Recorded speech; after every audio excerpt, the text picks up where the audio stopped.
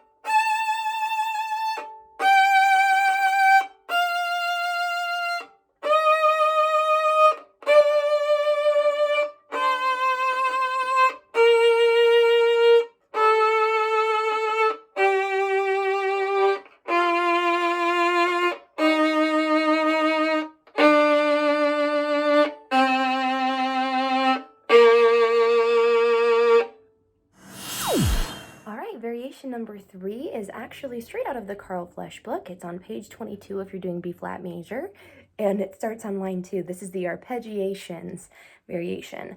Now, Carl Flesch doesn't write the slurred bowing in, but I want to do the same slurred syncopated bowing that I did on the initial warm-up on exercise number 1. And the purpose of this is to focus on having really smooth transitions between all of the arpeggiated notes, especially the shifts. This is going to be a study of intonation and of tone quality. It's important to stay very relaxed.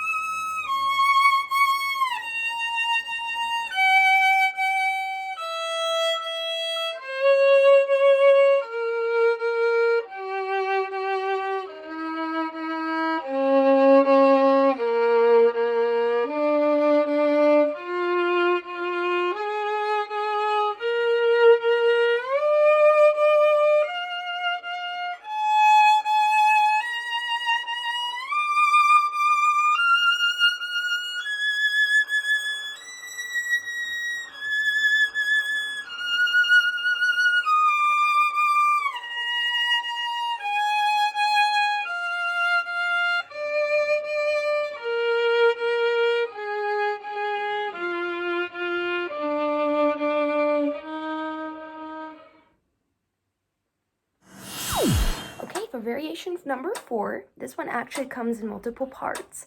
So we're going to call this one variation 4A, and this is where we play the scale with 8 notes.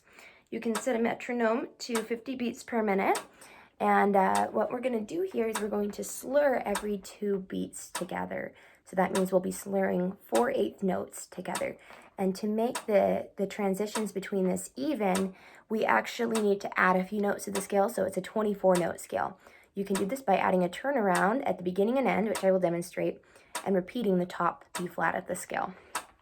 Our incentive with this exercise is to focus on having really smooth string crossings and maintaining a nice sound quality even though the notes are going faster than they have before, vibrating every pitch. 1 and 2 and.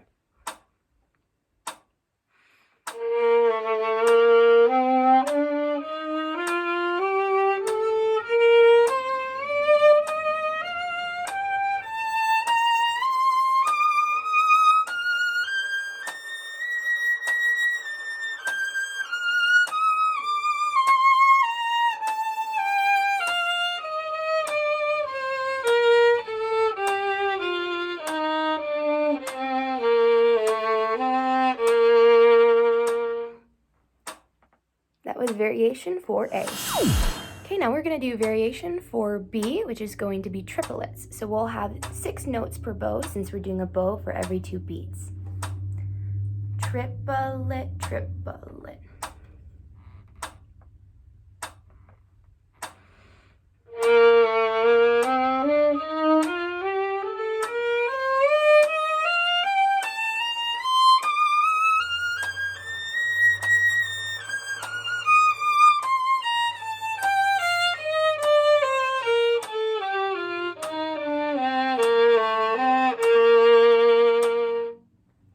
That was variation 4B. Okay, now we're going to do variation 4C, which is going to be doing 16th notes on every beat. So we'll actually be doing 8 notes per bow since we're doing 1 bow for every 2 beats. 1 E and a 2 E and a.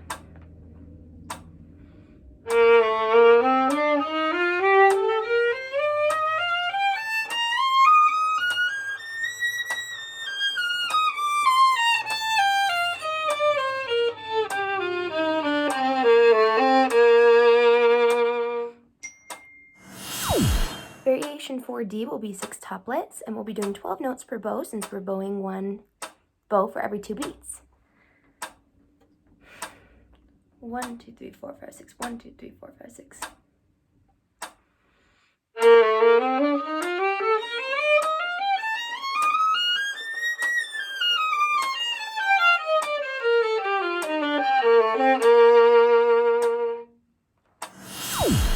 Okay, next is going to be variation 4E, which is the octuplets. Now for the octuplets, we're not going to be doing 16 notes per bow on all of them. We're just going to do 16 notes per bow on our first 16 notes. Then we're going to go 8, and then 8, and then 16 on the way down. That way we can play the repeated B flat twice without it being slurred onto the same bow. It just makes it a lot more smooth with this 24-note variation. 1, 2, 3, 4, 5, 6, 7, 8. 1, 2, 3, 4, 5, 6, 7, 8.